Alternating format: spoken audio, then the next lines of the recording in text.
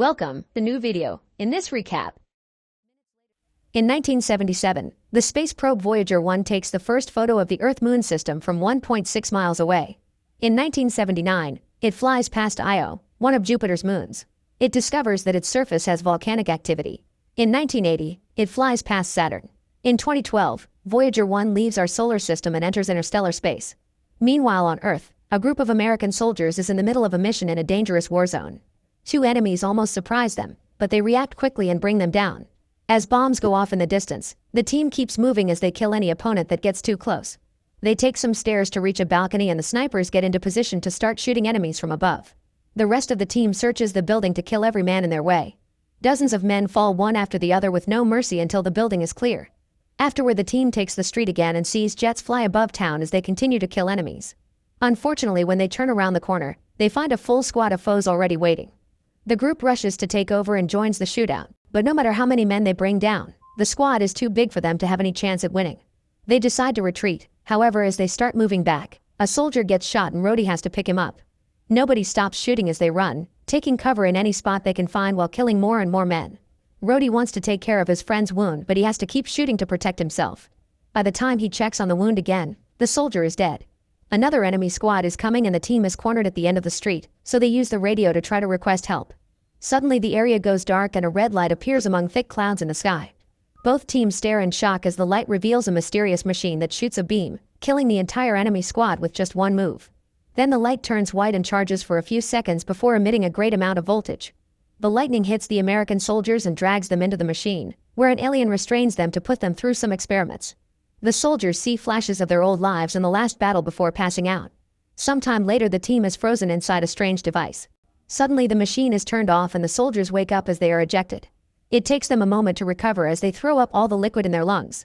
Jax recognizes it as stasis resin, which should dissolve quickly. However, he doesn't know why he has that knowledge. The team doesn't know where they are and thinks maybe the Russians or the Chinese kidnapped them, but the writing on the machines isn't from Earth. Reyes finds a plaque with their names and unit designations, but he doesn't understand why he knows that either.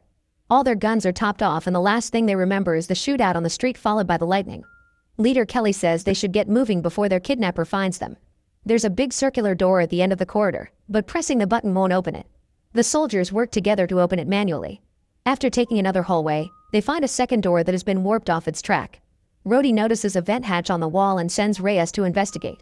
With a light in his mouth, Reyes crawls through the vent and finds multiple routes, so he takes the only way that has any light left. Eventually he finds another hatch and comes out on the other side of the bent door. After he informs the team, they also enter the vent to join him. A closer look at the door from this side shows some nasty burns and impact marks, as if someone was trying really hard to get in there. It seems the place is like a maze, and Nash thinks they're in a secret underwater prison. Suddenly they hear some strange noises, so they move ahead to keep investigating. In the next corridor, they find a trail of blood on the floor. There's also a clamp on the wall that indicates a power failure. This means the place must be dying, which explains why the machine was turned off and released them. The next room has lots of fog on the floor. A drop of blood lands on Reyes' face and when he looks up, he discovers a bunch of bodies hanging from their feet with no heads. Kelly takes Gibbs and Reyes to the following room, where another mutilated body hangs above a strange table. There's also a handcuffed woman named Robbie, who wakes up and talks in another language. The soldiers pull a lever to free her. At that moment, a monstrous alien appears in front of Gibbs and slashes him with its huge claws before throwing him back. In the previous room, Nash finds a weird-looking weapon. The trio hears the commotion nearby and rushes to help their friends with open fire. Normal bullets don't seem to do much on the enemy armor and the alien knocks the three soldiers down with one hit. When Kelly tries to shoot it, the alien quickly disarms him and grabs him by the neck, looking at him for a second before throwing him too. As the alien attacks Jax, Nash passes the strange weapon to Rhodey, who finally manages to activate it and shoots at their enemy to knock it down. The soldiers think it's dead and take a closer look, only for the alien to roar. To their surprise, Robbie cuts in to properly shoot it to death. Afterward, she says something the others don't understand before leaving. The group follows her after realizing Gibbs is dead. In the next corridor, Kelly shocks Robbie by speaking her language. Another alien appears nearby and Kelly opens fire while telling the others to run. The alien has a laser gun too and immediately shoots to bring Robbie down. Soon its own team of monsters appears behind it and also opens fire. The men help Robbie and run as fast as possible. A chase ensues with both sides constantly shooting as they move. The soldiers manage to take cover in the next corridor and when Robbie sees an opening, she pulls a lever to close the door. Kelly puts a knife between the door and the wall to jam it and tells Jax to go with Robbie to find a way out.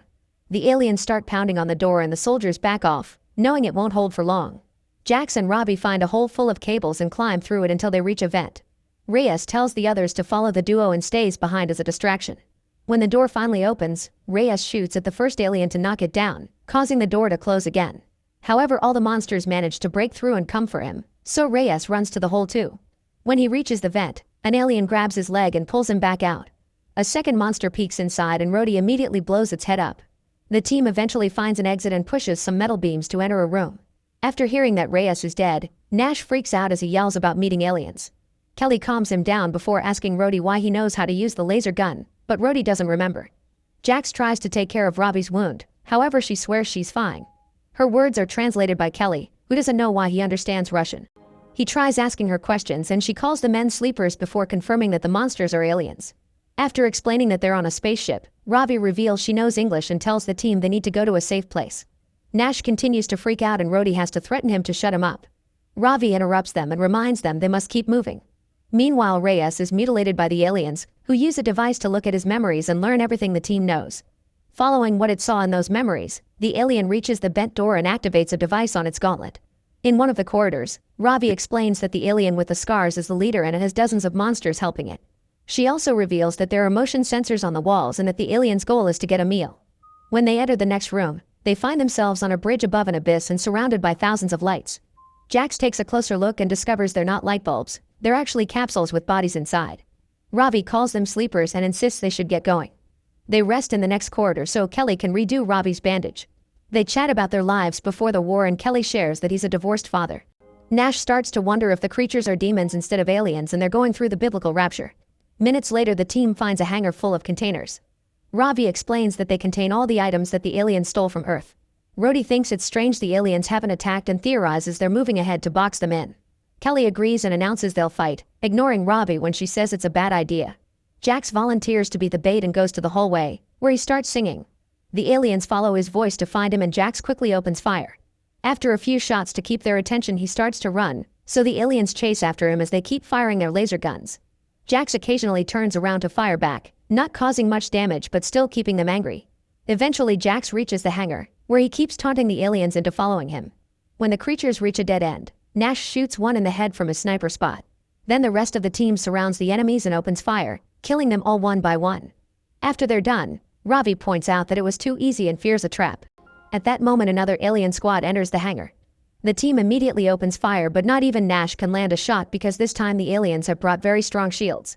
Everyone starts running and Nash jumps from container to container until he reunites with his team. They run to the door as fast as possible, but unfortunately Jax gets shot in the back and instantly killed. A grieving Nash yells as he shoots the killer in the head for revenge. The 4 survivors run out of the hangar and enter a corridor, where they take cover to keep shooting for a while until Robbie finds the handle that closes the door. There are aliens coming from the opposite side as well, so the team escapes through a hatch in the wall. They slide down a tunnel and land in a pool full of skeletons and rotting flesh. The smell is so bad that it makes a few of them puke. When Nash starts to freak out, Kelly has to shut him up. The conversation is interrupted by a voice coming from above. Robbie looks up and is surprised to see her mother Anya, who immediately throws down a rope. Robbie climbs up and the women reunite with a hug. The soldiers use the rope too and Kelly notices Anya's uniform, which indicates she's a Russian soldier. Anya guides the group through the corridors, always making sure to avoid the sensors on the walls. She takes them to a hatch on the floor and they go down to the basement, where Anya locks the door. All the walls have been decorated with art. Kelly shares how his team woke up and Anya explains it was a trophy room. They only got to escape thanks to the machine malfunctioning. She's lost track of time since she was kidnapped, but she thinks she's been here for around 20 or 30 years. The soldiers realize that Robbie was born on the ship. Then Anya reveals that there was an invasion. It turns out that Voyager 1 had a map to invite friendly aliens to Earth. However, these evil creatures found it and used it to invade. First, they kidnapped the world's greatest military strategists and connected their devices to the human minds to gather intel, which means the soldiers were frozen in the machine for decades too. All those strange nightmares they saw were war games created by the aliens to study how humanity fought. This allowed them to crush Earth in just a matter of weeks. The mind connection worked both ways, which explains why the soldiers learned a few things in return. Anya calls this getting gifts. This ship is taking all the spoils of war back to the aliens' planet. It was Robbie's father who sabotaged the reactor and caused the machines to fail. Usually Anya doesn't share with sleepers. That's how she stayed alive for so long. However, her team died during the sabotage mission and now she needs the soldiers' help. Anya's gift is hearing the creatures from afar and understanding what they're saying, and she knows they're trying to repair the communications relay. If they contact their home planet, even more aliens will come, so they have to stop them. The soldiers take a moment to rest and Nash says that they'll never go home. Kelly looks at a picture of his daughter and realizes she must be around 40 years old if she's alive at all, which makes Rhodey think about his kids as well. The team decides they want to fight and organize a plan with Anya. They think there are around 24 aliens left, and the comm center is on the top deck, where they're strongest. The vents can take them there, although the aliens will detect them immediately. Luckily, Anya has a bunch of explosives they can use. The group crawls through the vents to reach the top deck. Rhodey and Kelly agree to keep the aliens distracted while Nash and the women set up the explosives. Anya also gives Kelly a stolen gauntlet that will allow him to use a shield. The group splits and Nash's team soon makes it to the main room, where they watch the alien guards from a balcony. In the corridor, Kelly and Rhodey find a sensor covered in blood, so they look for a second one. Soon an alien receives the alert on its gauntlet. Kelly even shoots at the sensor to taunt the enemy. The guards in the main room are called away so Nash's team can finally come out. While he keeps watch, the women install the explosives. Kelly and Rhodey hide when they hear the guards coming and wait for the right moment to shoot them both from behind. Backup quickly arrives with open fire, so Kelly activates the shield, which allows him and Rhodey to keep fighting. An alien grabs one of its teammates to protect itself and pushes ahead, forcing the men to run away. They hide in a different corridor and the shootout continues. However, one of the aliens detects something on its gauntlet and makes half its team go in a different direction. In the main room, Anya hears the aliens coming. Kelly and Rhodey call them to warn them of the same thing while still stuck in the shootout, but there's no way for the trio to escape. When Kelly crosses the door, Rhodey closes it and tells him to rescue the others while he holds the aliens back. Then Rhodey goes all out against the aliens, shooting the laser gun until it runs out of power. He changes to his regular gun and gets close to one of the creatures, who picks him up through the shield. Rhodey is smashed against the wall before the alien takes a closer look at his face. He uses that moment to drop 2 grenades, causing a huge explosion in the corridor that kills him and the aliens surrounding him. The other half of the alien squad makes it to the main room and the humans open fire to bring down as many as possible. At first they do well, but sadly more aliens with shields arrive. Anya makes Robbie leave and asks Nash to protect her. A bigger alien also shows up and opens fire to bring Anya down. Robbie cries out for her mother and Nash has to drag her away when he sees Anya take out the detonator. The explosives are activated and the resulting explosion blows up the whole room, bringing down the huge machine and all the aliens around it. In the corridor, Nash sees more aliens coming and makes Robbie hide in the hatch. Then he starts yelling as he runs so the aliens chase after him without noticing the girl. He stops running at a dead end, where he starts singing the same song as Jax. Nash shoots down as many aliens as he can and wonders if he should activate his explosives too. However, he's determined to survive, so he pulls out his gun again. Once she can't hear any more noises, Robbie comes out, only to find an alien nearby. Meanwhile, Kelly is shocked to find a room filled with humans locked in cells begging him for help. When Kelly turns around, an alien knocks him out. He dreams about his daughter being happy on Earth only for the aliens to suddenly kidnap her too. When Kelly wakes up, he's in one of the cells. Robbie is in the neighboring one and has to tell him that the others didn't make it. The aliens enter the room and grab Kelly by the neck to push him against the wall. Then they drag him through the corridors and take him to the strange table from earlier, where they hang him upside down. The alien grabs a blade and gets ready to strike, but at that moment it sees Nash hiding inside the table. With just one shot to the head, Nash kills the creature. Afterward, the duo makes their way through the corridor, killing any alien that comes too close. They reach the cells and Kelly opens them to rescue the prisoners. More monsters are coming, so Nash opens fire with a laser gun, bringing down enemy after enemy. After all the prisoners are out, the soldiers close the door and run away with Robbie. Soon the aliens catch up to them, so the trio takes cover behind a wall and fires back. The humans are slowly running out of bullets, so Nash throws his belt with all the grenades and Kelly closes the door to stop the resulting explosion from hurting them too. Nash rests against another door as he celebrates their victory, only to suddenly be stabbed by a blade. The alien leader enters the room, so Kelly tells Robbie to run before taunting the creature to keep its attention on him. He picks up a blade too and starts fighting the enemy, who keeps bringing him down with blow after blow. The alien even throws Kelly against the roof before throwing his weapon, which Kelly has to dodge. Next, the alien activates his shield to hit Kelly with it too. After a couple of blows, the alien retrieves his sword and comes running at Kelly. The soldier waits until the monster is crossing the door to close it, which catches its body and kills it. Seconds later, Kelly reunites with Robbie, who is too scared to go out. Kelly moves first and she follows him to discover they're on Earth, which has become a wasteland. Subscribe for more recap videos.